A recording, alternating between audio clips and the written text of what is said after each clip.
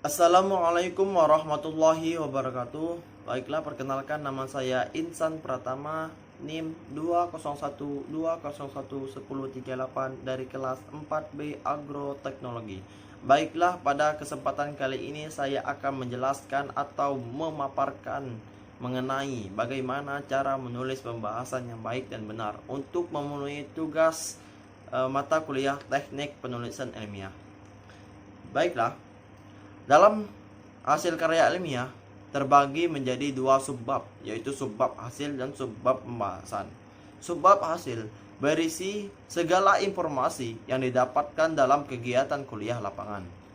Jika kegiatan kuliah lapangan dilaksanakan di sebuah institusi atau di sebuah perusahaan, maka kita sebagai mahasiswa perlu mencantumkan keadaan umum dari instansi atau perusahaan tersebut. Keadaan umum instansi atau perusahaan tersebut meliputi yang pertama lokasi, kemudian yang kedua wilayah kerja, kemudian yang ketiga organisasi, keadaan umum instansi dan perusahaan. Mahasiswa yang melaksanakan magang di suatu wilayah, maka yang harus diuraikan yaitu yang pertama keadaan umum wilayah atau daerah yang meliputi keadaan alam, pembagian wilayah administratif, dan keadaan sosial ekonomi.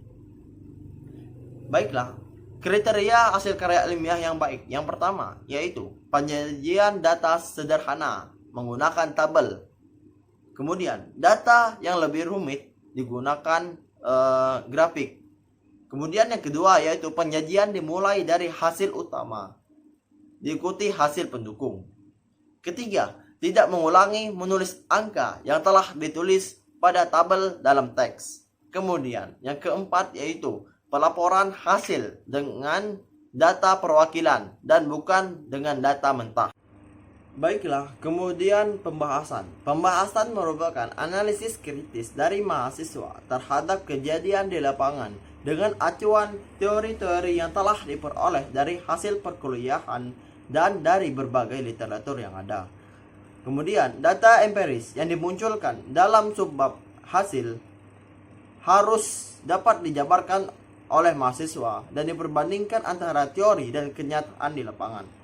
Mahasiswa harus mampu menganalisis antara teori dan kenyataan di lapangan dengan baik dan benar. Nah, dalam menulis hasil pembahasan ada beberapa hal yang harus kita perhatikan, yaitu yang pertama, menulis sesuai tahapan penelitian. Nah, sebenarnya dalam membuat pembahasan karya ilmiah tidaklah sulit. Kadang ada yang menulis hasil dan pembahasan secara terpisah, tapi ada juga yang menjadikannya satu. Namun, secara garis besar tetaplah sama. Kita sebagai para penulis harus menulis bagian ini sesuai dengan tahapan yang ada pada bab metodologi penelitian dan perlu memperhatikan setiap urutannya. Kemudian, bukan hanya memperhatikan tahapannya, tetapi kita sebagai penulis juga diharuskan membuatnya sesuai dengan kenyataan. Itu artinya, semua hasil yang kita peroleh selama penelitian harus kita tuliskan dalam laporan. Bahkan, jika terdapat metode yang mengalami kegagalan, kita juga perlu mencantumkannya ke dalam laporan. Selanjutnya, diberikan apa yang menjadi penyebab dari kegagalan tersebut. Apabila diperlukan, bisa menyertakan ilustrasi gambar supaya para pembaca lebih paham terhadap apa yang kita jelaskan. Kemudian, yang kedua, yaitu menyajikan dalam bentuk tabel.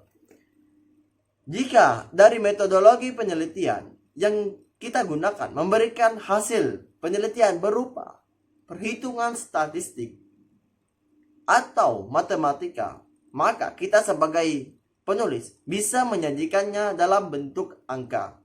Namun, apabila barisan angka tersebut tersedia dalam jumlah yang banyak, maka kita sebagai penulis perlu sekali untuk membuatnya dalam bentuk tabel. Hal ini kita lakukan agar pembaca nantinya bisa lebih memahami.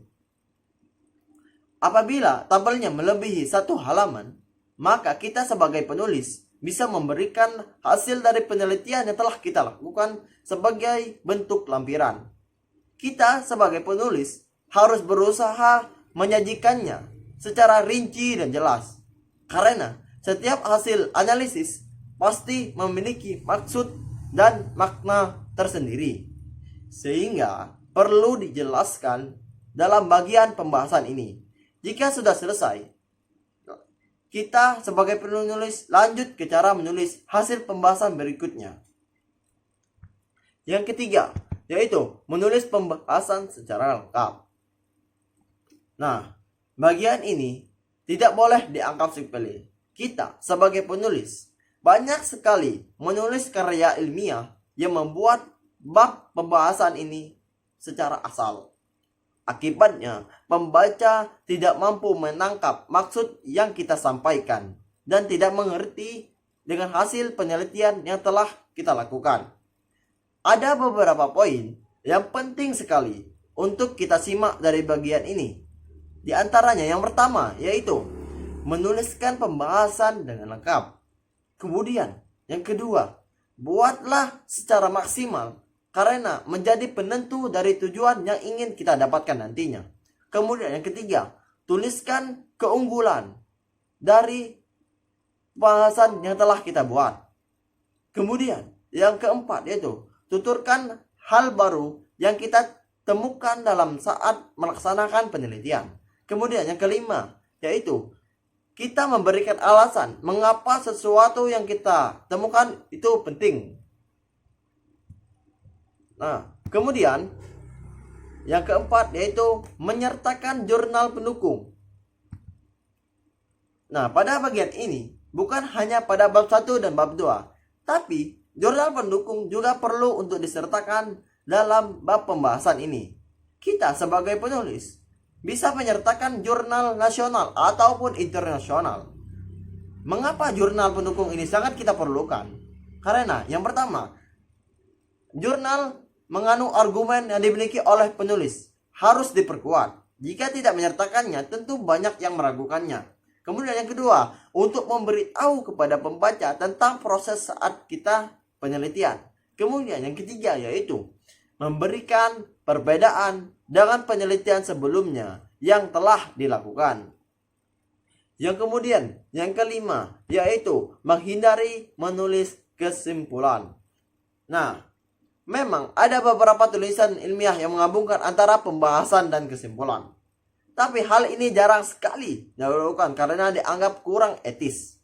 Sehingga, kita sebagai penulis yang baik adalah memisahkan keduanya. Mungkin ada argumen yang kadang mengarah ke kesimpulan, namun harus tetap dilandasi oleh jurnal pendukung. Nah, berbeda dengan kesimpulan yang terletak di bab kelima, tidak diperlukan jurnal pendukung dalam bagian tersebut. Karena kesimpulan posisinya sebagai akhir dari sebuah tulisan yang telah kita buat. Dan isinya adalah rangkuman dari poin-poin utama yang terdapat pada argumen-argumen pembahasan yang telah kita buat. Demikian cara menulis pembahasan dari tulisan ilmiah yang telah saya rangkum. Semoga apa yang saya sampaikan bermanfaat untuk kita semua. Apabila ada kata yang salah, saya mohon maaf. Kepada Allah saya mohon ampun. Wabillahi taufiq wal hidayah. Wassalamualaikum warahmatullahi wabarakatuh.